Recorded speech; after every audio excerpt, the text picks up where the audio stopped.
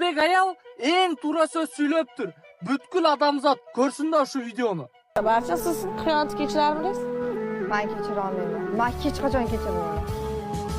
Rostdan aytayapman. Farzand o'rtada bo'lsin. Farzand bo'lsa ham kechira olmayman. Qancha? Men kechiraman. Nima farzandim otasi katta. Har ko'rganingizda Men nafaqat kechiraman, men kurashaman. Men kurashaman. Yo'q, mana har ko'ryapsiz. Hozir o'g'il bola bo'lyapman. Men tasavvur qiling, men shunaqa men sizga xiyonat qildim. Men erizman, tasavvur qiling. Har ko'rganingizda men nima tasavvur qilasiz? Men aytaman, jon deyman. Men bar bilan meni sevaman. Balkim qo'lingni tushirib gapir. Alishar eshitdik. Nima? Nimani tasavvur qilasiz? O'rtoq, bitta gap aytaymi? Men nimaga kechiraman bilasizmi? Chunki men 100% bilaman, bar meni sevadilar. U shunchaki bir kunlik, u biologiya. Lekin meni ming sevadilar va mendan yaxshi ayol yo'q ularga. Men aytaylik, xiyonat qildilar bilmasdan. Men u ayolga qarab qilib, dunyodagi eng yaxshi yerimni topib qo'yishim mumkin. U uni baxtli qila olmaydi. Faqat